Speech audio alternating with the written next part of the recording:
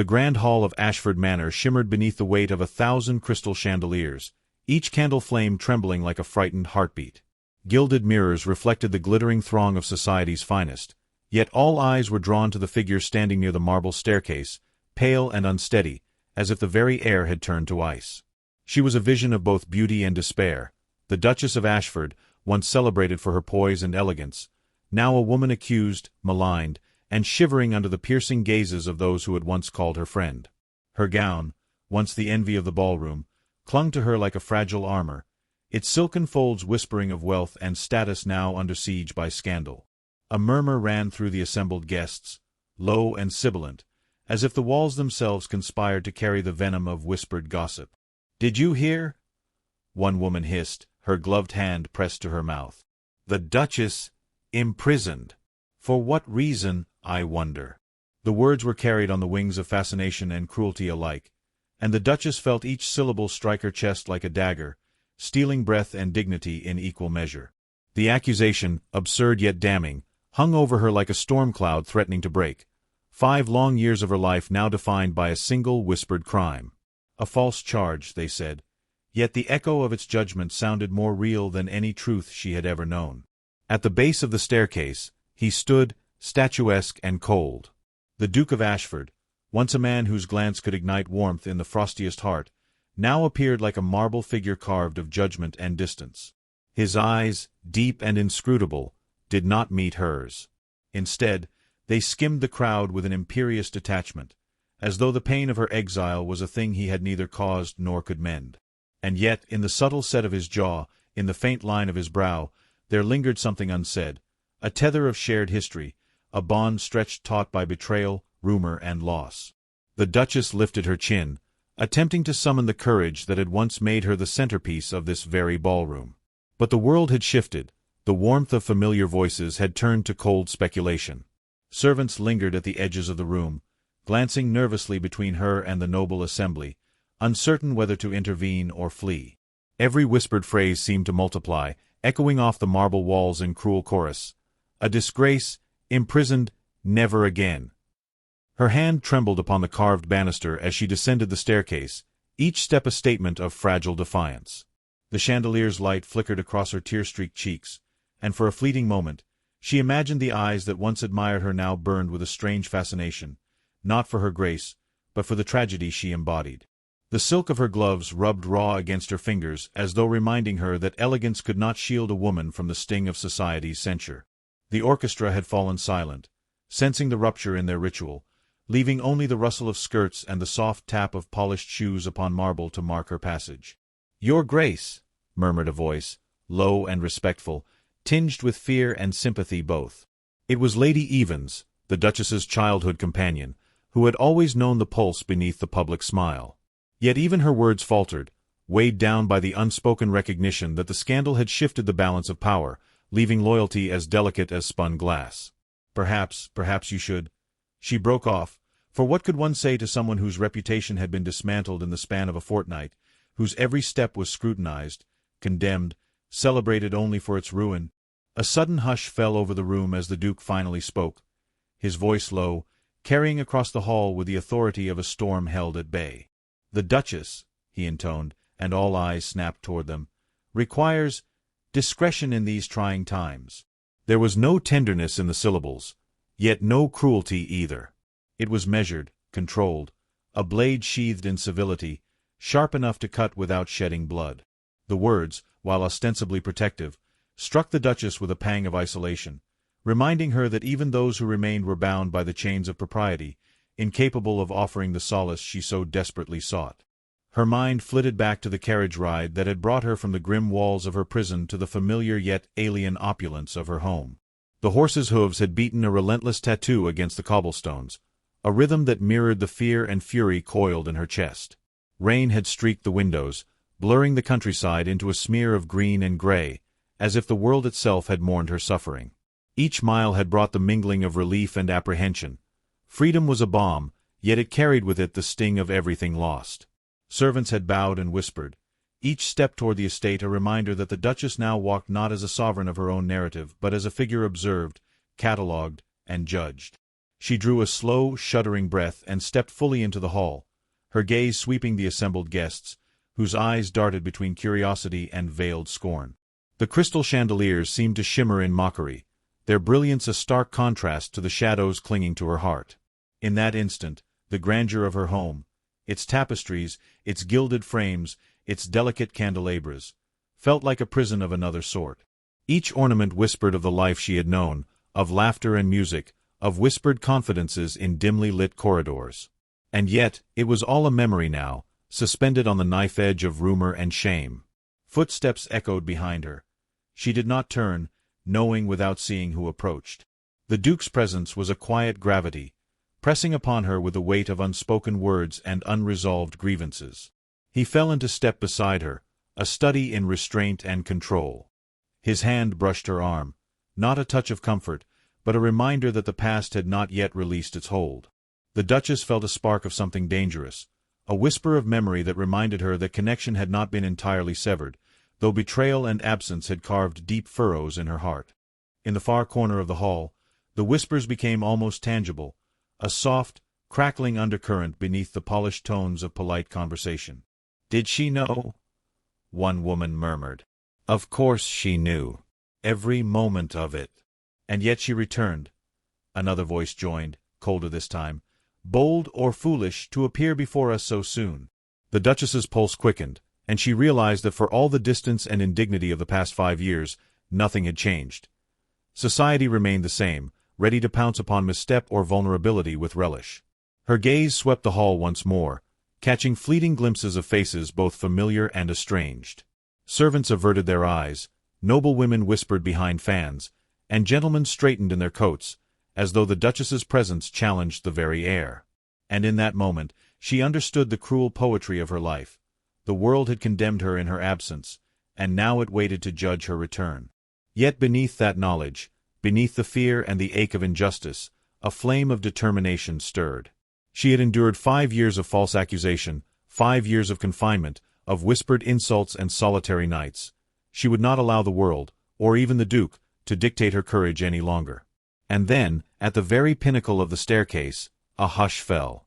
The Duke's eyes finally met hers, and in that instant, the air thickened with unspoken acknowledgment. His gaze held both accusation and something else, something perilously akin to regret, longing, and a memory of intimacy lost to circumstance and rumor. She froze, heart clenching, for she understood in that moment that the battle was not yet over. Not with society, not with scandal, and not with him. The room seemed to narrow, the chandeliers dimming as though the world itself had conspired to hold its breath. And as she stepped forward, aware of the eyes upon her, she realized that the greatest storm had yet to come, a tempest that would test not her beauty, but her heart. A servant's whisper broke the spell. "Her Grace!" It was soft, almost inaudible, yet it carried a weight of warning. And then she saw it, through the archway of the drawing-room beyond, the first glimmer of the scene that would rend her composure in ways both exquisite and unbearable. Her sister, standing not alone, but in the quiet presence of a small child, and the Duke, his form tall and unmoving, watching with inscrutable intent. The Duchess's breath caught. Her hand trembled along the banister. For the first time in 5 years, she was confronted with the living embodiment of all she had lost, all she had endured, and all she had yet to reclaim. And in that frozen moment, the world narrowed to a single point of revelation, a tableau that promised both agony and redemption, waiting only for her to step fully into its embrace. The moment the Duchess of Ashford crossed the threshold of her estate, the air seemed to shift, heavy with the scent of polished wood, cold stone, and faint traces of lavender from her mother's once-favorite sachets. Servants lingered in doorways, backs rigid, eyes downcast, as if her very presence demanded both reverence and wariness. Her boots tapped softly upon the marble, each echo a reminder that while the halls were hers by birthright, they were now haunted by 5 years of absence and rumor. Somewhere beyond the velvet draperies, the estate's gardens lay shrouded in the lingering fog of early morning, petals weighed down with raindrops from the storm that had followed her carriage. It was a world both familiar and alien, one where every scent and shadow reminded her of what she had lost, and what she was yet to confront. A faint rustle of silk drew her gaze toward the drawing-room, where the Duke's presence dominated with a subtle, inexorable authority. He sat upright in a high-backed chair, sunlight falling across the angular planes of his face, as if the very light were sculpted to highlight both his imperiousness and his restraint. Yet it was not the Duke alone who held her attention. Between them, a tableau had formed. Her younger sister, delicate yet composed, stood close, an arm resting lightly upon the back of a chair, her gaze flicking nervously between the Duchess and the Duke. And beside her, a small child, barely 4, tugged at a ribbon with the innocence of one who knows nothing of whispers, scandal, or malice. The sight struck the Duchess like a sudden storm. 5 years of exile, deprivation, and whispered humiliation had prepared her for many confrontations, but this domestic intimacy, this scene of familial closeness in the Duke's presence, cut through her with a force that left her breathless. The child, wide-eyed and unafraid, looked to her, and she realized that even in innocence there could be betrayal, or at least the subtle rearrangement of alliances she had once counted upon. It was as though time had continued without her, reshaping relationships, laying claim to affections she had once assumed unshakable. Her fingers instinctively brushed against the locket at her throat, a small token she had carried even in the bleakest days of imprisonment. Inside, a miniature portrait of her family, now faded, yet unyielding in its silent testimony, reminded her of both the constancy and fragility of love. Nearby, on the polished table, she noticed a folded letter, its edges worn and creased, as though handled with care, yet its secrecy implied a tale she had not been allowed to read. These tokens, locket, letter, and the child's ribbon, formed a trifecta of mystery and revelation, each one a subtle challenge to the composure she had so painstakingly restored. A servant, glancing nervously at the Duchess, muttered a greeting, which she returned with a measured nod.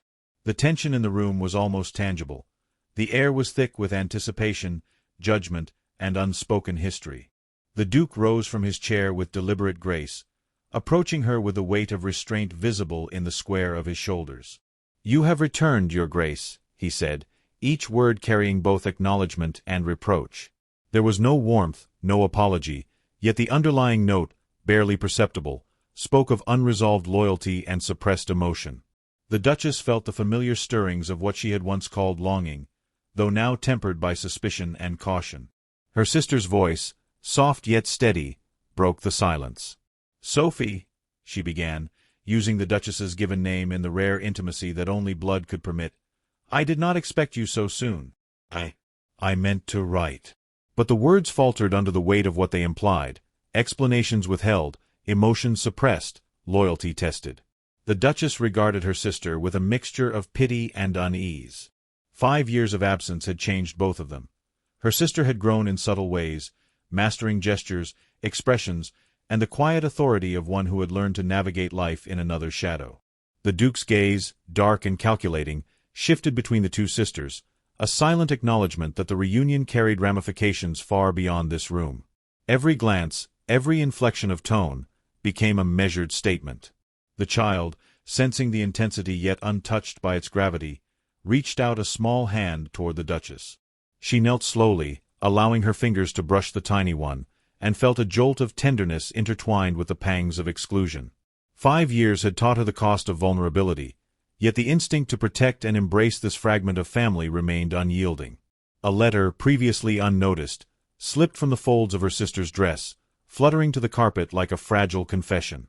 The Duchess stooped to retrieve it, her eyes scanning the elegant script that hinted at secret correspondences, clandestine meetings, and unspoken promises.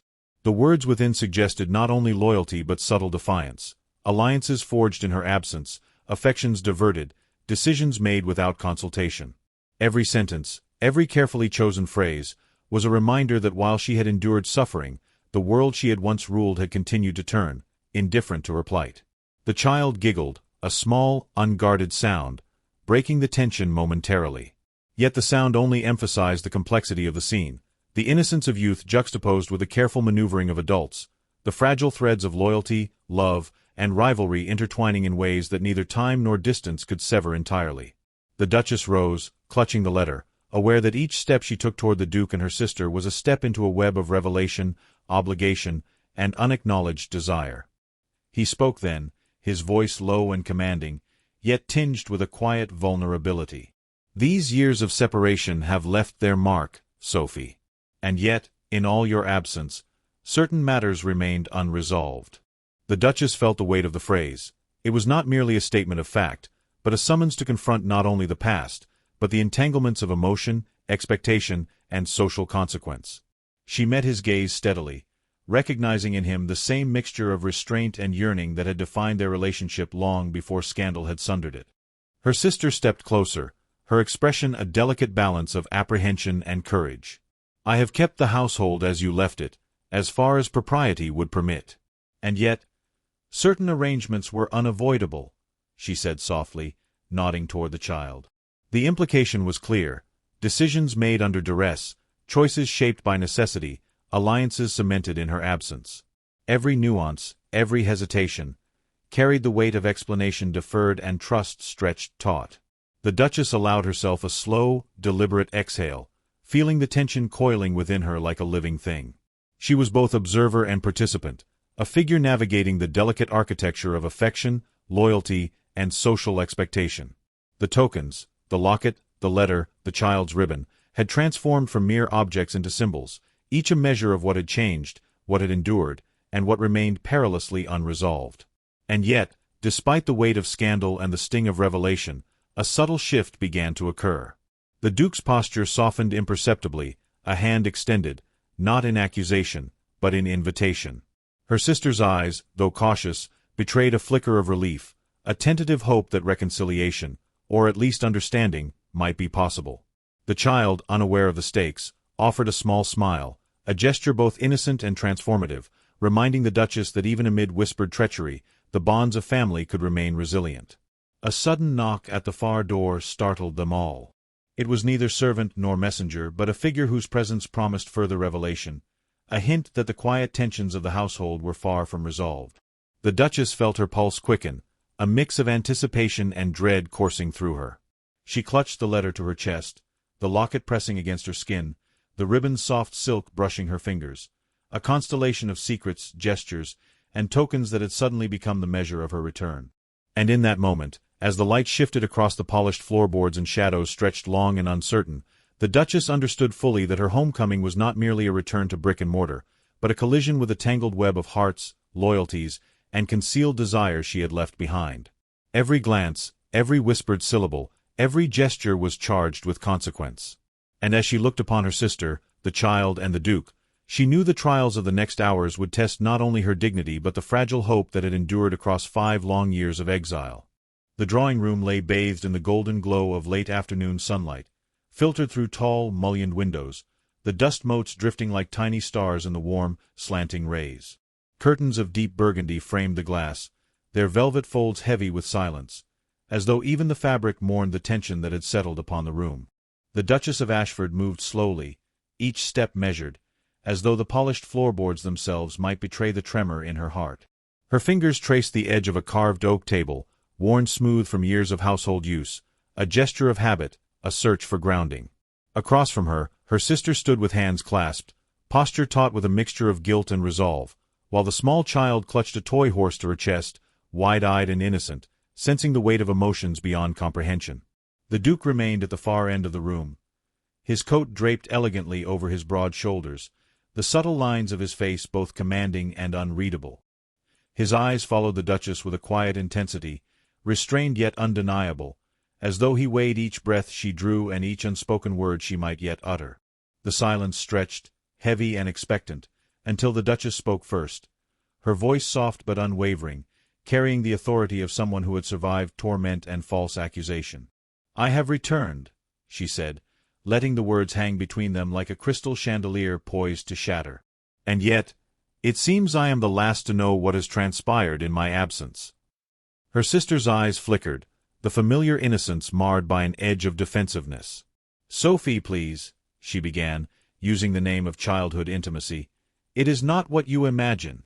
Every decision, every arrangement was made with necessity in mind." The Duchess's gaze sharpened. Necessity, she realized, was often the polite guise under which loyalties were redirected, affections reassigned, and secrets buried. Yet her sister's expression carried a sincerity that was difficult to dismiss outright, a fragile candor, quivering beneath layers of propriety and fear. The child tugged at the hem of her sister's gown, interrupting the taut conversation with the innocent gravity of uncomprehending presence. The Duchess knelt slowly, allowing her eyes to meet the child's, a sudden warmth piercing through the cold armor of scandal and suspicion. In that small gesture, a bridge formed between past and present, a tentative tether connecting her to a life she had feared irrevocably altered. She reached out, brushing a strand of hair from the child's forehead, feeling a pulse of belonging she had not dared hope to find. Yet even in that fleeting connection, the realization struck: the world she had left had not waited, it had rearranged itself without her consent, and she now entered the heart of those alterations, a silent witness and participant all at once. The Duke's approach was deliberate, measured, his every step a statement of both authority and restraint. He seated himself near the fireplace, the flickering flames casting angular shadows across his features, softening his rigidity, revealing glimpses of vulnerability beneath the stoic exterior. "Sophie," he began, his voice low, intimate yet formal, "these 5 years have left more than distance between us. They have permitted misunderstandings to flourish where truth should have prevailed." His eyes held hers, the unspoken weight of years of separation, of loyalty tested and hearts restrained, pressing upon her with quiet insistence. The Duchess exhaled slowly, feeling the tension within her begin to shift, not diminish, but coalesce into a form she could confront. "I have endured much," she said, her voice a mix of steel and sorrow, "yet the heart is a vessel fragile enough to break under betrayal, and strong enough to remember love in its absence." Her words, though measured, carried the resonance of a soul tempered by suffering. Each syllable seemed to illuminate the room, painting the space with unspoken histories and unsaid emotions. Her sister stepped closer, lowering her gaze, hands trembling slightly. "The child," she began, hesitating. "She was left in circumstances beyond our control.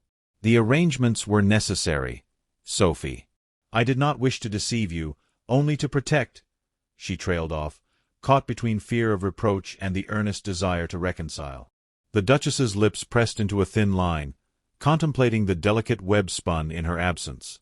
Protection, she realized, could manifest as deception. Love could be entangled with omission. She studied her sister, tracing the curves of familiar features transformed by years of independence and subtle strength. The innocence of youth had matured into a careful diplomacy, a mastery of gestures and words designed to soothe, explain, or defend. The Duke leaned forward slightly, elbows resting on knees, his hands clasped, knuckles pale in the wan light. "Sophie," he said, each word measured, "it is not merely absence that has reshaped the household. It is the absence of clarity, of acknowledgement, of the trust we once took for granted. In 5 years, walls have been built where bridges once stood." The Duchess felt the sting of truth, the precision with which he outlined the consequences of her exile.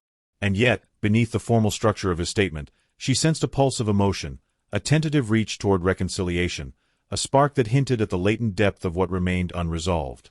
The room held its breath, the child shifting slightly, unaware of the intricate dance of loyalties and hearts unfolding around her. A faint breeze stirred the curtains, carrying the scent of rain-dampened gardens, mingling with the warmth of the fire.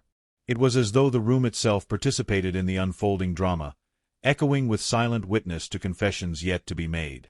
The Duchess rose, holding the letter she had discovered in the previous room, its paper soft and worn, a testament to secrets preserved and shared in cautious confidence. She extended it toward her sister. "This," she said, "is the evidence of choices made without me. Choices that demand explanation." Her sister reached for the letter with trembling fingers, eyes glistening with a mixture of relief and trepidation.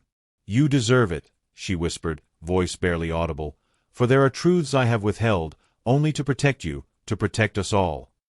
The Duchess studied her closely, noting the tremor in the jaw, the catch in the throat, the subtle flush that betrayed the intensity of suppressed feeling.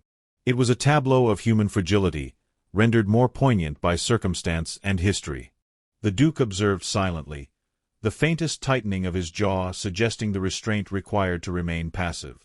Yet in the depth of his gaze, there was acknowledgment, a recognition of the gravity of her return, of the confessions yet to be made, of the delicate balance between forgiveness, understanding, and lingering resentment. His presence was a counterpoint to her sister's vulnerability, a reminder of both authority and intimacy, of history and potential redemption. The Duchess opened the letter, eyes scanning the carefully wrought words. Each line carried the weight of clandestine meetings, discreet attentions, and quiet protections enacted in her absence. It was a map of devotion and defiance, a revelation that the world had continued in her shadow, but not without reverence for her name, her position, her dignity. And yet, the knowledge cut sharply. Affection had been diverted, decisions made that she could neither approve nor fully contest, and the boundaries of love had been tested in her absence. She folded the letter slowly, turning to her sister with a gaze softened by understanding but firm in resolve. "You acted with what you believed was right," she said, "yet rightness without transparency carries its own weight. Let us not mistake concealment for protection. We must confront the consequences together, and truth must be shared, however uncomfortable." Her voice, though gentle, resonated with authority, the authority born of suffering endured and wisdom earned. A hush settled upon the room, the child leaning against her sister, sensing both the tension and the shift, a small smile forming on the lips unburdened by history. The Duke finally rose, approaching the Duchess with deliberate care, each step a testament to the restraint and longing he had nurtured in silence. "Then we shall face it," he murmured, "all of it together. And perhaps, in facing it, we shall discover the possibility of reconciliation, of understanding, of renewal." The Duchess felt a stirring within her chest, the fragile flicker of hope mingling with caution, the realization that the path forward would demand courage, patience, and the willingness to embrace both vulnerability and strength. The light in the room shifted, the shadows lengthening, as if the house itself acknowledged the movement of hearts within it. And as the three of them, Duchess, sister, and Duke, stood in that intimate circle, the child still nestled between the two women, a soft knock resounded at the outer door. It was deliberate, insistent, promising revelation yet unseen, an intrusion that would test the fragile equilibrium they had begun to construct.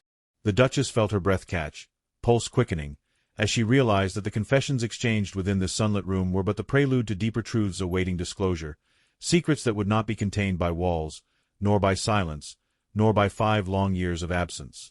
The library was suffused with the golden hue of late afternoon, light spilling through tall, mullioned windows, illuminating rows of leather-bound volumes whose spines glimmered like sentinels of memory. Dust motes drifted lazily in the sunbeams, disturbed only by the soft shuffle of the Duchess's skirts as she entered the room. The air was heavy with the scent of old parchment, wax polish, and the faint tang of burning firewood from the hearth, a warmth that contrasted sharply with the chill of her memories. She paused near the threshold, allowing her gaze to wander across the familiar, hallowed space. The room was unchanged, yet every shadow and creaking floorboard whispered of the years she had lost, of absences filled by rumor and rumor alone. The Duke stood by the fireplace, his coat draped with effortless authority, his hands clasped loosely before him. He turned at her approach, and in that instant, the room seemed to contract, the air thickening with unspoken tension. His eyes, dark and fathomless, held both reproach and a restrained tenderness, a mixture of emotion he could no longer hide beneath the veneer of stoic propriety. The child, who had quietly slipped from the previous room, perched at the foot of a high-backed chair, clutching a ribbon, her small gaze darting between the two figures as though she alone understood the gravity of the unspoken history that bound them together. The Duchess's breath caught, a faint quiver betraying the composure she had so fiercely maintained. Every heartbeat seemed amplified, each echo resonating in the vast chamber. "You summoned me, Henry," she said, her voice both measured and sharp, carrying the dignity that had never left her. "Yet I am uncertain whether it is truth or expectation that I am to face." Her eyes flicked to the Duke, and for the first time in many years, she saw not only the man of command and scandalous reputation whispered in society's parlors, but a man shaped by absence, longing, and the delicate weight of regret. The Duke's lips parted, his voice low yet resonant, every syllable deliberate. "Sophie, I did not summon you merely to reconcile what society deems scandalous, nor to restore appearances for those who delight in gossip. I summoned you because the truth cannot linger in shadow. There are matters, affections, omissions, and loyalties that demand acknowledgement." His eyes held hers, unwavering, commanding yet vulnerable. The Duchess felt the stirrings of both apprehension and hope, the fragile interplay of fear and desire. She moved closer to the hearth, the warmth of the flames brushing against her skin, illuminating the delicate sweep of her cheek and the subtle quiver of her lips. "And what of these truths, Henry? Speak plainly, for I have endured much and can bear clarity more readily than deceit." The words hung in the air, carved of steel and sorrow, yet softened by the subtle tremor of vulnerability. It was a language she had mastered in exile, honed in the solitude of imprisonment, where silence had been both companion and tormentor. The Duke took a step forward, closing the space between them by mere feet, yet vast in the significance it carried. 5 years have taught us the cost of absence, the fragility of assumption, and the peril of unspoken desire. I have loved you, Sophie, in restraint, in silence. In every moment your name was whispered in rumor or memory. Yet I remained distant, fearing scandal, fearing propriety, fearing the inevitable collision of hearts with circumstance. His words were steady, measured, yet tremulous beneath the weight of confession. Each phrase struck with the precision of a blade, cutting through layers of pride, anger, and suspicion, leaving only truth and yearning bare. The Duchess's hands tightened slightly upon the folds of her skirts, the faintest blush rising to her cheeks.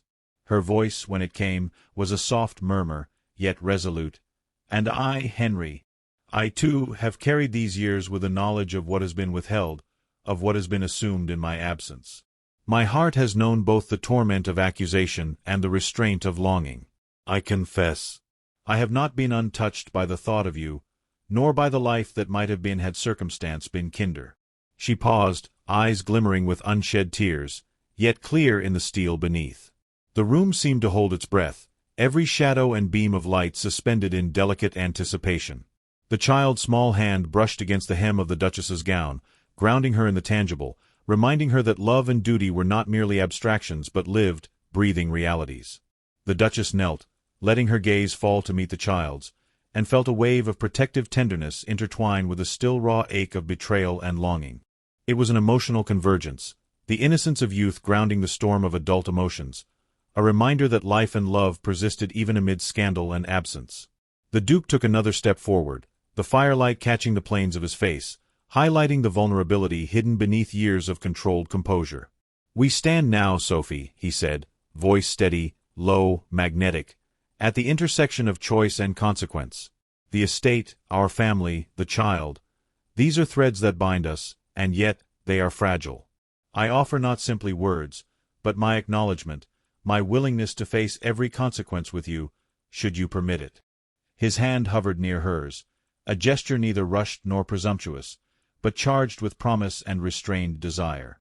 She extended her fingers slightly, a breath away from contact, the tension in the room palpable.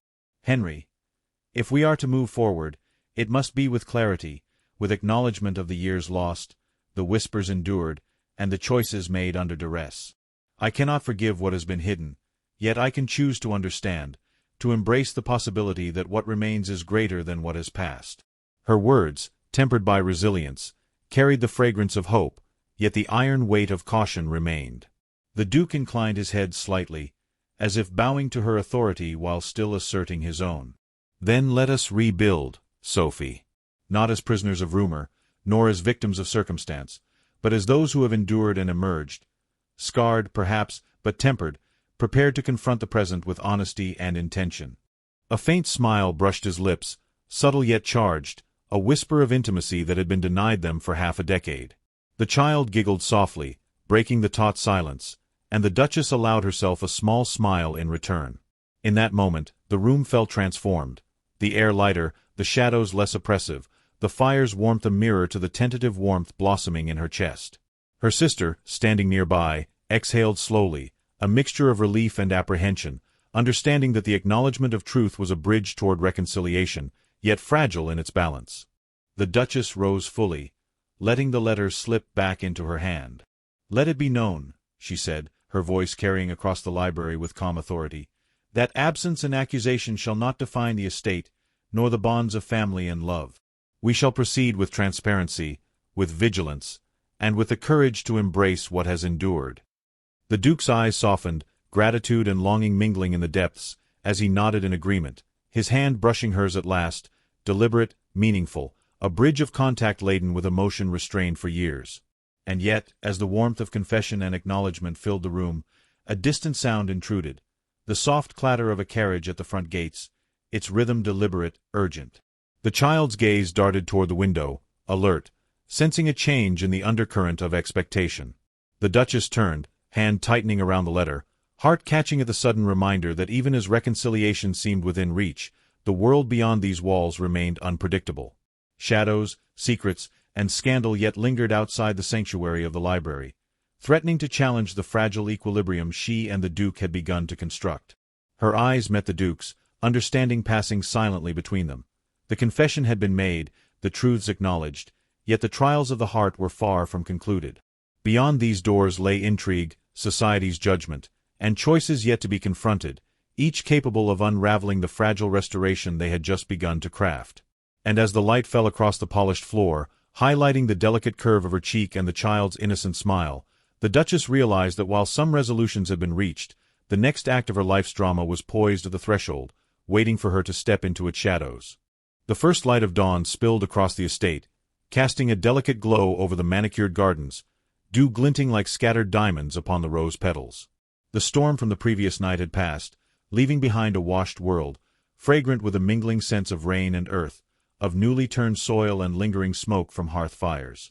The Duchess stood upon the balcony, the hem of her gown brushing the polished stone, her hair stirred by the faint morning breeze. Below, the carriage wheels had long since ceased their urgent clatter, yet the echo of anticipation remained in the quiet stirrings of the household. Today, she thought, was a reckoning, one that would demand courage equal to the years she had endured, and hearts open enough to embrace the truth they had avoided for so long. The Duke joined her without a sound, his presence both grounding and commanding. The sunlight caught the angle of his jaw, the dark curve of his eyes softened by emotion yet sharpened by resolve. He extended his hand, not as a request, but as a silent acknowledgment of all that had transpired, the injustice, the absence, the whispered years of longing and restraint. She placed her hand within his, warmth meeting warmth, and felt the delicate shift of trust, fragile yet unbroken, bridging the chasm wrought by scandal and time. Inside, the child laughed softly, chasing the morning's golden shafts of light as her sister followed with measured grace, both a portrait of innocence restored and maturity tempered by trials endured. The Duchess's gaze lingered upon them, heart stirring with a protective tenderness, the realization dawning that family could endure even in the shadow of betrayal and societal censure. Each motion, each glance, each small gesture carried weight, the ribbon in the child's hair, her sister's careful poise, the Duke's restrained attention, all threads woven into the tapestry of restored bonds and unspoken promises. Yet the peace was fragile, held by the delicate lattice of acknowledgment, trust, and restraint. A sound broke the morning stillness, the creak of a door, deliberate and measured, announcing the presence of one who had long been absent but whose arrival would alter the trajectory of their reconciliation. A figure entered, a lawyer, a messenger, or perhaps a relative whose appearance was both expected and yet fraught with tension. In their hand, a document, a letter, or a token of consequence, waiting to challenge the equilibrium the Duchess and the Duke had begun to construct. The Duchess's pulse quickened, a shiver running along her spine as the reality of consequence pressed once more against her carefully restored composure. The Duke's eyes met hers, unwavering, silent, and in that glance she found both reassurance and acknowledgment of the challenge ahead. "Whatever arrives," he murmured, voice steady yet tinged with urgency, "we face it together, not as separate actors, constrained by society's gaze, but as allies, as those who have endured, and those who have emerged tempered and aware." The Duchess drew a slow, deliberate breath, allowing the calm authority of the moment to ground her, yet the tension in the air promised that the resolution would not be without its trials. The child's laughter ceased, small eyes widening as the figure approached, placing the document upon the polished stone table with the softest of thuds. The Duchess stepped forward, anticipation and dread entwined, and took the paper into her hands.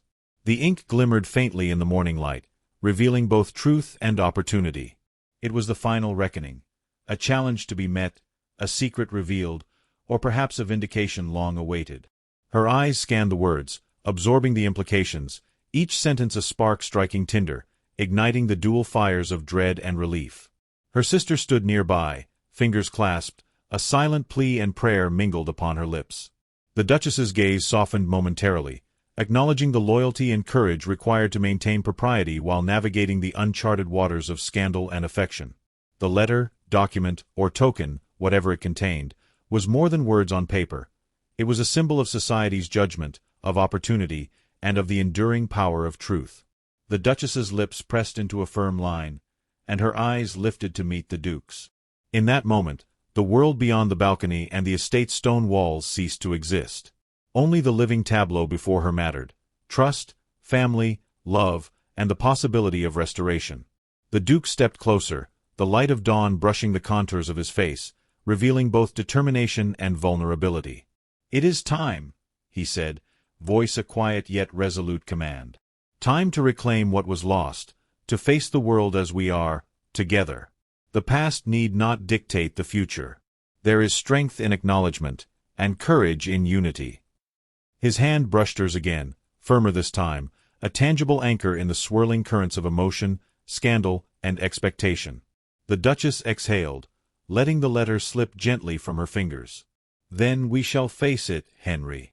We shall confront consequence with dignity, with honesty, and with the knowledge that our hearts remain sovereign over rumor and time." Her voice carried the poise of a woman restored, tempered by endurance and sharpened by the trials of exile and injustice. She felt the warmth of resolve spread through her, a grounding flame against the lingering chill of uncertainty. A sudden gust of wind stirred the curtains, and sunlight fractured into golden shards across the balcony floor. The child's laughter resumed, echoing with pure, unsullied joy. The Duchess glanced toward her sister, and in that gaze exchanged understanding, acknowledgement, and gratitude for loyalty maintained despite years of separation and scandal. The estate itself seemed to exhale, the polished floors gleaming, the gardens bathed in morning light, as if the world had paused to witness the restoration of both hearts and honor. And yet, even in this dawn of reconciliation, the Duchess's eyes flicked once more to the horizon, noting the shadow of the carriage still waiting at the gates. Its presence, deliberate and patient, reminded her that society's judgment and consequence remained inescapable. The document had provided clarity, the confessions had provided reconciliation, yet life beyond the walls of the estate was unyielding, a force neither malice nor love could fully restrain. The Duchess understood fully that the trials of the heart, though tempered by endurance and courage, were never truly concluded. The external world remained a mirror to the internal, and whispers of society's gaze would follow her long after the sun had climbed higher in the sky. The Duke drew her closer at last, their foreheads brushing, their breaths mingling in the soft morning light. "Whatever comes," he whispered, voice low, intimate, magnetic, "we shall endure. And perhaps, in enduring, we shall find the joy that has long eluded us, the family and life we have waited for through storms of rumor, exile, and silence." His words, though gentle, resonated with the authority of truth and the promise of steadfast devotion. The Duchess allowed herself a smile, fragile yet unrestrained, the first in years that spoke not only of relief but of hope. She reached for his hand, fingers intertwining, and felt a warmth that carried both reconciliation and anticipation. Behind them, the child and her sister observed silently, witnesses to the restoration of hearts and dignity, yet aware that the fullness of consequence, the unfolding of life beyond their walls, remained uncertain. The light shifted, catching the subtle curve of the Duchess's cheek, the angles of the Duke's face, the delicate hands of her sister, and the playful innocence of the child. Each element, each figure, each gesture became a testament to endurance, love, and the triumph of truth over rumor. It was a tableau of resolution, yet poised upon the edge of further revelation. A sudden cry from the garden, sharp, urgent, broke the fragile serenity. A messenger, breathless, holding a second letter, arrived at the balcony steps, their eyes wide with the import of what they bore. The Duchess's heart caught, the Duke's hand tightened slightly around hers. The child clutched her sister's skirts, sensing the shift in tension. And in that moment, the Duchess understood fully, though reconciliation had been achieved, and bonds had been restored, life's challenges and society's consequences would continue to demand vigilance, courage, and the willingness to confront the unknown. Yet even as she accepted the letter, a thrill of anticipation ran through her. The past had been endured, love had been acknowledged, and family restored. What awaited beyond the envelope seal was unknown, but she faced it with dignity and resolve, supported by the man she loved, the sister who remained loyal, and the child who embodied innocence and hope. The estate, the mourning, and the intertwined hearts of those within it promised that no matter the revelation, they would endure, and perhaps flourish, together. And as she opened the seal, the golden light catching the edges of the parchment, the Duchess of Ashford felt a tremor of anticipation, a mix of dread and hope, knowing that the next words, the next revelation, would test the fragile equilibrium they had so carefully reconstructed, and that the story of love, loyalty, and redemption was far from concluded.